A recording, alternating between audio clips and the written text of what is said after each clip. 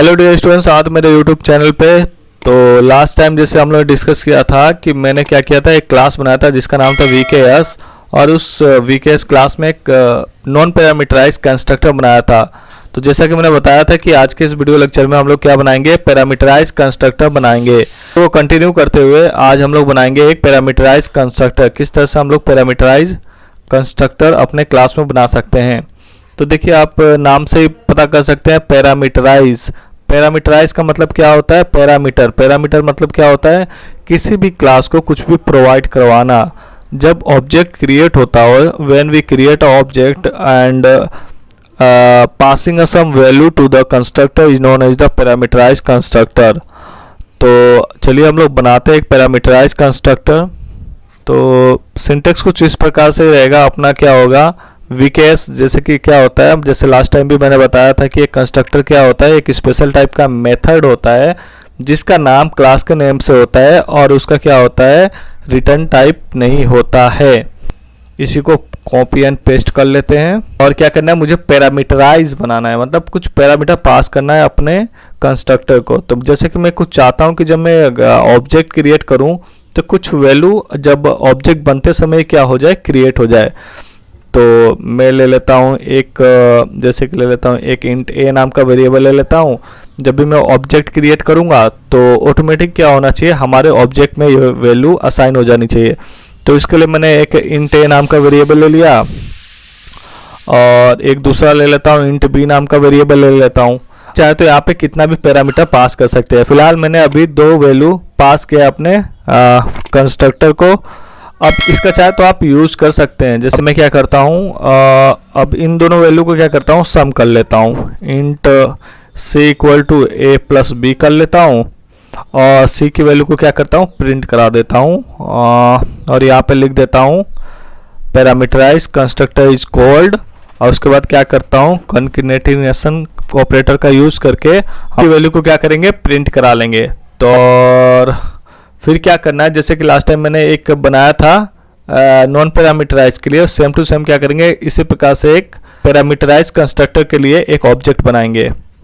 तो same to same ऐसे ही रखूंगा, बस यहाँ पे रेफरेंस अलग हो जाना चाहिए। रेफरेंस वेरिएबल क्या होता है, अपना लोकल वेरिएबल होता है। और आप जानते ही हैं कि दो लोकल वेरिएबल सेम नेम के नहीं हो सकते। तो जैसे कि मैंने यहाँ पे VKS V1 न्यू VKS करके एक ऑब्जेक्ट बना लिया। अगर जो मैं यहाँ पे कोई भी वैल्यू पास नहीं करता हूँ, तो यही क्या होगा, दो बार कॉल हो जाएगा। अगर जो इस दूसरे ऑब्जेक्ट में अगर जो कुछ भी आर्गुमेंट पास नहीं करूँगा तो अपना जो पहला वाला कंस्ट्रक्टर है वही कॉल हो जाएगा। मतलब क्या होगा, एक बार कंस्ट्रक्टर इस VKS के लिए कॉल होगा, दूसरी बार क्या होगा, इस VKS के लिए कॉल होगा। मतलब अपने जो आउटपुट पे आएगा वो दो बार क्या आएगा, non parameterize constructor is called. इस प्रकार से दो बार प्रिंट हो जाएगा। तो चलिए आपको डेमो करके दिखाता हूँ। तो अपना स्टार्ट करते हैं कमांड प्रॉम्प्ट को। जैसे कि आप लोग जानते हैं मैं क्या डी ड्राइव में रखता हूँ और जावा नाम के फोल्डर में मैंने क्या किया, जितने प्रोग्राम बना रहा हूँ सबको उसमें ही सेव कर रहा हूँ। तो मैं उस लोकेशन तक पहुँच गया। उसके बाद क्या करना है, मुझे अपने प्रोग्राम को कंपाइल करना है। तो जावा सी और क्या नाम से था, VKS.java। जैसे मैं कंपाइल करूँगा ऑटोमेटिक क्या होगा, अगर जो कोई सिंटेक्स एरर होगा तो मुझे बता देगा, अगर जो कोई सिंटेक्स एरर नहीं है तो कुछ नहीं दिया। फाइल होने का ये मतलब होता है कि जो भी हमारा क्लास था उसका क्या हो गया, डॉट क्लास फाइल क्रिएट हो चुका है, मतलब बाइट कोड तैयार हो चुका है। अब हम लोग क्या करेंगे, JVM की मदद से उसको कोड को रन करा लेंगे। तो JVM के थ्रू रन कराने का सिंटेक्स होता है जावा। इस क्लास में मेन क्लास होता है, उस क्लास के थ्रू हम लोग JVM के थ्रू रन करते हैं। तो हमारी क्लास किस में था, VKS में था मेन मेथड। तो हम लोग क्या करेंगे, VKS को रन करवा देंगे। तो आप देख सकते हैं आउटपुट आ चुका है। और जैसे कि आप देख सकते हैं कि हमारे क्लास में नॉन पैरामीटराइज कंस्ट्रक्टर था और इसका ऑब्जेक्ट कितनी बार हम लोगों ने क्रिएट किया था, दो बार क्रिएट किया था। इसीलिए क्या हुआ, ये दो बार क्रिएट हुआ। जैसे ही मैं क्या करूंगा, एक और ऑब्जेक्ट क्रिएट करूंगा और उसमें कुछ क्या करूंगा, पैरामीटर पास करूंगा। जैसे कि मैंने एक और रेफरेंस बना लिया, एक और ऑब्जेक्ट बना लिया, इसका नाम रख दिया V2 रख दिया। और इसमें अगर जो मैं केवल 10 पास करता हूं, ठीक है, अगर जो मैं केवल 10 पास करता हूं तो एक चीज आप ध्यान दीजिएगा, ठीक है। अब ऑब्जर्व कीजिए, जैसे मैंने फर्स्ट ऑब्जेक्ट क्रिएट किया तो जावा का बाय डिफ़ॉल्ट नेचर क्या होता है? जावा का बाय डिफ़ॉल्ट नेचर ये होता है कि अगर जो आप कोई भी ऑब्जेक्ट बनाते हैं कोई भी क्लास की, अगर जो उस क्लास में एक भी कंस्ट्रक्टर नहीं होगा, जावा ऑटोमेटिकली बाय डिफ़ॉल्ट कंस्ट्रक्टर को कॉल करता है। अगर जो हमने अपने क्लास में कोई भी कंस्ट्रक्टर डिफाइन कर दिया है तो जावा ऑटोमेटिकली बाय डिफ़ॉल्ट कंस्ट्रक्टर को कॉल नहीं करता है। जैसे कि इस केस में हमने अभी क्या बनाया है, एक VKS नाम का क्या बनाया था, नॉन पैरामीटराइज क्या बनाया था, कंस्ट्रक्टर बनाया था। इसका यह मतलब हुआ कि जावा अब ऑटोमेटिकली कोई भी कंस्ट्रक्टर को कॉल नहीं करेगा। और यहाँ पे मैंने क्या बनाया है, एक पैरामीटराइज कंस्ट्रक्टर बनाया है। तो जैसे हम लोग फर्स्ट ऑब्जेक्ट क्रिएट करते हैं, इसका मतलब क्या होता है, जावा बाय डिफ़ॉल्ट किसी को कॉल नहीं करेगा क्योंकि हमने एक कंस्ट्रक्टर अपने क्लास में डिफाइन कर दिया है। तो जैसे ये ऑब्जेक्ट क्रिएट होगा वो JVM क्या करेगा, चेक करेगा। यहाँ पे देख सकते हैं, यहाँ पे क्या चेक करेगा, ये ब्रैकेट को VKS के बाद जो मैं ब्रैकेट लगाया हूँ उसको चेक करेगा।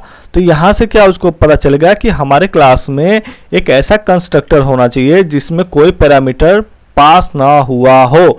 तो जैसे क्या होगा, यहाँ से कंट्रोल मूव ऑन हो जाएगा अपने क्लास के ऊपर और किसको ढूंढेगा, नॉन पैरामीटराइज कंस्ट्रक्टर को ढूंढेगा। तो हमारे क्लास में एक नॉन पैरामीटराइज कंस्ट्रक्टर है। तो क्या करेगा, जैसे ही मैं ये ऑब्जेक्ट क्रिएट करूंगा वैसे ही क्या होगा, ये वैल्यू क्या होगी, प्रिंट हो जाएगी। सेम टू सेम ऐसे VKS जैसे हमने दूसरा ऑब्जेक्ट क्रिएट किया तो वो क्या चेक करेगा, क्या हमारे क्लास में एक नॉन पैरामीटराइज कंस्ट्रक्टर है। तो हमारे फिर क्या कर ढूंढेगा, जाएगा VKS नाम के क्लास में और फिर ढूंढेगा, तो फिर से ढूंढेगा तो उसको फिर से मिल जाएगा, हाँ भाई है। बट जैसे ये तीसरे पे जाएगा, तीसरे ऑब्जेक्ट क्रिएट करेगा और फिर चेक करेगा कि क्या ये VKS नाम के क्लास में कोई ऐसा पैरामीटराइज कंस्ट्रक्टर है जो केवल एक आर्ग्यूमेंट को टेक करता है।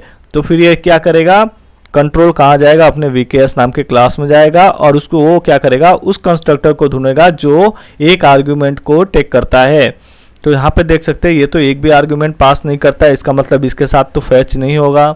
फिर क्या करेगा, वो दूसरे वाले पे जाएगा, फिर वो दूसरे वाले पे जाएगा कंस्ट्रक्टर पे, तो दूसरे कंस्ट्रक्टर पे जाएगा तो वो देखेगा कि यहाँ पे क्या हो रहा है, 2 पैरामीटर ले रहा है। ये कंस्ट्रक्टर जो है वो 2 पैरामीटर ले रहा है, बट यहाँ से जो हमने पास किया है वो 1 पैरामीटर जा रहा है। इसका मतलब क्या होगा, एरर आएगी। तो चलिए इसको कोड करके रन करके दिखाता हूँ। तो मैंने फाइल में कुछ चेंजेस की थी तो फिर से मैंने उसको सेव किया। सेव करने के जब सेव करते हैं तो फिर से हमें कंपाइल करना पड़ता है, तो मैं फिर से कंपाइल करूँगा इसको। तो यहाँ पे देख सकते हैं आ गया है, यहाँ पे क्या आ गया है, एरर आ गया है, no suitable constructor found for VKS int. इसका मतलब क्या बोल रहा है कि हमारे क्लास में ऐसा कोई भी कंस्ट्रक्टर नहीं है जो 1 आर्गुमेंट को टेक करता है। तो इसका सोल्यूशन क्या है, इसका सोल्यूशन ये है कि हम लोग जब ऑब्जेक्ट क्रिएट करें तब के कितनी वैल्यू पास कर दें, 2 वैल्यू पास कर दें। जैसे मैंने 2 आर्गुमेंट अपने कंस्ट्रक्टर को पास किया तो वो क्या करेगा, इस अपने VKS नाम के क्लास में ऐसा कंस्ट्रक्टर ढूंढेगा जिसका आर्गुमेंट 2 हो। तो यहाँ पर देख सकते हैं ये वाला जो है ये 2 आर्गुमेंट को टेक करता है, तो उसके साथ क्या हो जाएगा, वैल्यू पास हो जाएगी। और इस प्रकार से क्या होगा, हमारा कोड रन हो जाएगा। अब इसको क्या करते हैं, कंट्रोल S से सेव करते हैं और फिर से जैसे सेव करेंगे तो फिर से क्या करना पड़ता है, हमको कंपाइल करना पड़ता है। तो फिर से हम लोग कंपाइल करेंगे और इस पर हमारा सिंटेक्स एरर नहीं आएगा। ये हो चुका है सक्सेसफुली कंपाइल। अब हमको क्या बनाना है, अब हमको क्या करना है, उसको रन करना है। तो रन कर लेते हैं। तो कैसे आउटपुट आएगा, 2 बार क्या चलेगा, non parameterize constructor is called, फिर एक बार क्या चलेगा, पैरामीटराइज कंस्ट्रक्टर इज कॉल्ड और C की वैल्यू कितनी थी, 12। तो 12 प्रिंट हो जाएगा। तो आप देख सकते हैं 2 बार क्या चला, क्योंकि 2 बार हमने ऑब्जेक्ट बनाया था नॉन पैरामीटराइज, तो 2 बार ये कॉल हुआ, तो एक बार कॉल हुआ और उसकी वैल्यू हमने सम की थी, तो सम की वैल्यू भी 12 आ चुकी है। तो आई होप आपको समझ में आ गया होगा कि किस तरह से हम लोग डिफरेंट टाइप के कंस्ट्रक्टर को अपने क्लास में पास कर सकते हैं। आप चाहे तो यहाँ पे एक और क्या बना सकते हैं, ऑब्जेक्ट बना सकते हैं। ऑब्जेक्ट बना कर उसको वैल्यू पास करें, जितना यहाँ से पास करेंगे वैल्यू उतना टेक करने वाला एक कंस्ट्रक्टर होना ही होना चाहिए हमारे क्लास में। नेक्स्ट वीडियो लेक्चर में इसी प्रोग्राम को हम लोग IDE की मदद से करेंगे, जो कि मैं यूज़ कर रहा हूँ नेटबीन्स। तो वीडियो अच्छी लगी हो तो लाइक करें, सब्सक्राइब करें, ज़्यादा ज़्यादा दोस्तों के साथ शेयर करें। मिलते हैं तब तक के लिए नेक्स्ट वीडियो लेक्चर में। Thank you.